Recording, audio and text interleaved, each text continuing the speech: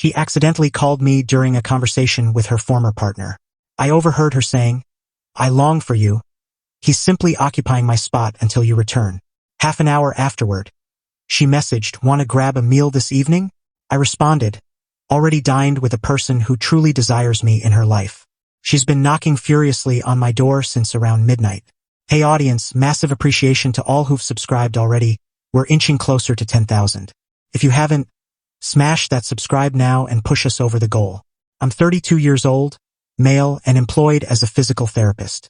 Have been seeing Claire, 28 female, for roughly 8 months. We've been committed exclusively since the 3rd month, passing most weekends in each other's company. And I believed matters were progressing toward something deeper. Claire had always guarded her phone closely, but I assumed that was standard. People have their personal limits. She brought up her ex Derek occasionally in the beginning, mentioned he relocated to Denver for a job about a year prior. Always spoke of him as if it was fully finished. Even claimed she felt unburdened when he departed because their bond was harmful. Yesterday, I'm at my place folding clothes when my phone buzzes around 3 in the afternoon. Claire's name appears, but upon picking up, I only catch faint ambient sounds. Ready to disconnect when I notice she's speaking to another and unaware of the dial. I'm tuned in to what seems like a serene park or open space when Claire's tone comes through distinctly. "Derek, wow. It's wonderful to lay eyes on you. I've yearned for you immensely." My heart sinks. Derek's meant to be in Denver. A man's voice answers, "I've yearned for you too, darling. You appear stunning. I can't fathom you're really here. How extended is your visit?" "Only the weekend. Flew in for business and decided to catch you off guard. This is the greatest surprise possible. I've been pondering you nonstop. What about your current guy? Jake, right?" Hearing my own name makes it hit harder than anything. "What about him?" "Derek, you know you're the sole one I've truly loved. Jake's merely, he's holding my place until you decided you wished to return. Surely you don't intend that." "I completely intend that. Derek, I've been holding out for you to see we fit perfectly. Jake's a decent man, but he's no match for you. He's simply present so I'm not solitary while you sort yourself out. Is he aware of that?" Claire chuckles. "Naturally not. He believes we're crafting this wonderful connection. It's rather endearing how deeply he feels. And that doesn't bother you?" "Somewhat, but Derek, we've shared history since university. Jake's been in the picture 8 months. No contest. So what's next? Now you declare you want to give it another shot and I see squandering time acting like Jake is significant. I do want another chance. That's the reason for my trip." "Then it's decided. I'll handle Jake tomorrow and we can begin anew." "How will you manage that?" "I'm unsure yet. Perhaps I'll vanish for a couple days and he'll catch on or invent a reason about requiring distance." The offhand harshness in her words is staggering. 8 months of my existence assuming we were creating something authentic and she's scheming to fade out on me for her ex who jetted in for the weekend. The call cuts off and I'm frozen in my living area clutching my device attempting to absorb it all. She's been treating me as a stand-in the whole period awaiting Derek's return. Half an hour later my phone vibrates with a message from Claire. "Hi love. Meal this evening? Craving that Thai spot from last week." The nerve is astounding. She just wrapped up assuring Derek she's ending it with me tomorrow and now seeks a meal as if all's normal. I glare at the text for a solid minute then input, "Already dined with a person who truly desires me in her life." Hit send and block her contact right away. Then I ring my buddy Jess. We've been tight pals for around 2 years. Always shared this subtle spark but never pursued it due to my involvement with Claire. Jess is employed at the medical center adjacent to our facility and we often share coffees. "Hi Ryan, how's it going?" "Jess, got plans for a meal tonight?" And I mean a proper romantic outing, not casual friends. That's unusually direct what occurred with Claire. She pocket-dialed me while confessing to her ex I'm merely holding her spot until he returns. "Wow, yes, I'm available. Get me at 7. I passed the following hours hitting the gym, channeling the rage and hurt into exercise. By the time I clean up and prepare, I'm sensing more composed than pained. The meal with Jess is fantastic. We head to the upscale steak spot downtown and really discuss meaningful topics. Our jobs, her aspirations to pursue further education, my vision of launching my own clinic someday. She pays attention when I speak and probes deeper. We share laughs over shared references and she recounts tales I've never caught before. "This is truly enjoyable," she remarks during dessert. "We ought to have tried this sooner. I was involved with another." I realize, how was that? The pocket dial incident? Awful right then, but truthfully it rescued me from investing more effort in someone who never viewed me as long-term. That's a solid perspective. Her mistake. Absolutely her mistake. We returned to my apartment around 10 at night.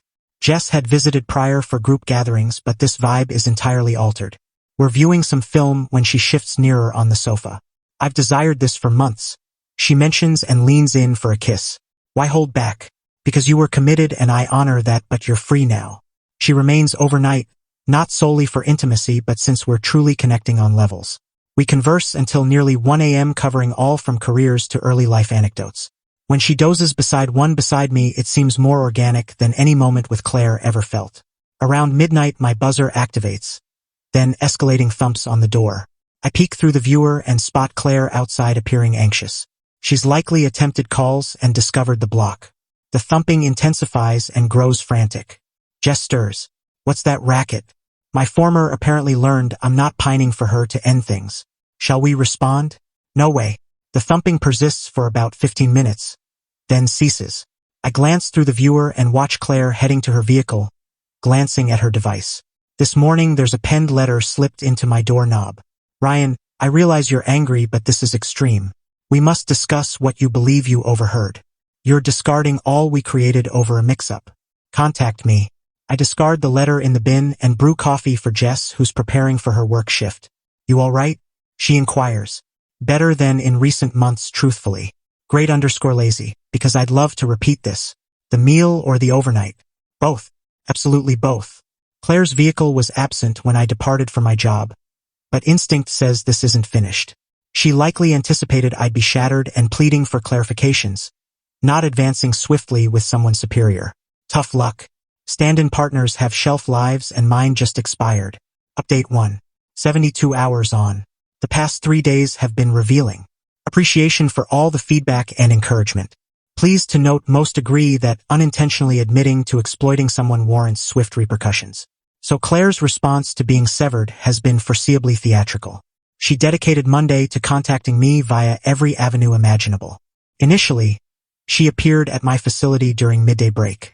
She informed the front desk she required urgent discussion regarding a relative issue. The front desk phoned my room. Ryan, visitor here for you? Claims family emergency. I head to the lobby and see Claire there, appearing sleep-deprived. Ryan, finally, we must converse now. No, we mustn't. You have to go. This is absurd. You're behaving immaturely over a call you misheard. Misheard? You informed Derek I was holding your spot and you intended to vanish on me. You lack the full picture. Several clients in the lobby are now gazing. Claire, this is my job site. You can't create disturbances. Then step out and speak maturely. Nothing to discuss. You chose when you arranged to see Derek. It wasn't that way. Precisely was. You said you'd awaited his return and I was filler to avoid solitude. She scans and sees the onlookers. All right, but we're not done talking. I return to my room and she departs eventually. My boss stops by afterward. All good? That looked intense. Former partner issues. Managed. All right, just ensure private matters don't affect client sessions. Monday night, Claire attempted another tactic. She dispatched her pal Amy to my building. Amy buzzes around 8 p.m. Ryan, Amy here, Claire's friend. May I enter? Just chat. No thank you, Amy. Quick 5 minutes. Claire is crushed and I believe a major error occurred. No error. Claire can describe the scenario to Derek. Derek? What's his role? Inquire with Claire. I disconnect the buzzer and Amy leaves soon. Tuesday introduced yet another effort. Claire's sibling Megan phoned me. They've always been tight and Claire figured kin would sway more. Ryan, Claire shared you split over some communication glitch. She's deeply distressed. It wasn't a glitch, Megan.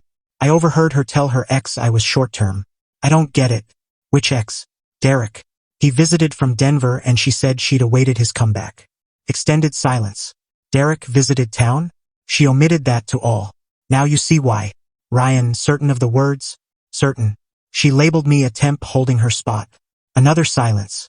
Oh wow, I was unaware she maintained contact with him. Me neither until she dialed me accidentally amid their meetup. The call wrapped awkwardly. Megan appeared truly stunned, indicating Claire's been weaving alternate tales to her kin. Yesterday delivered Claire's ultimate frantic ploy. She discovered somehow our breakfast location with Jess and arrived. We're seated by the glass at this cozy diner when Claire's auto arrives. That's her, I inform Jess. Your ex? Attractive. And evidently tracking us. Want to exit? No. Curious what sort treats another as disposable for 8 months. Claire enters, sees us instantly and approaches our spot. She appears tear-streaked for days. Ryan, we must speak. Immediately. We truly don't. Who's this? She queries, eyeing Jess. A person who really wants me, Jess replies steadily. Claire flushes. Seriously? Already with another? I'm with a person, full stop. You were with Derek. I wasn't. We only chatted. You professed love and awaiting him. I was mixed up. He caught me off guard and I uttered regrets. Jess observes like analyzing behavior. Claire, even assuming truth, you also deemed me short-term and schemed to vanish. That's not mix-up, that's strategy. I'd never vanish on you. You directly debated optimal dump methods. Derek queried, handling it. I wasn't rational. You were fully rational. You mapped life with him while retaining me as reserve. Fellow diners note the tension. Claire sees the spectacle. Okay, she states, tone rising. Discard 8 months for some fling who barely knows you. But don't assume I'll linger as you see the error. I won't see error, I reply. She exits angrily, enters her auto and accelerates away. Wow, that unfolded, Jess notes. She assumed you'd reclaim her. She figured I'd be broken and thankful for scraps of excuse. Frightening how she believed no wrongdoing. Certain folks rationalize endlessly.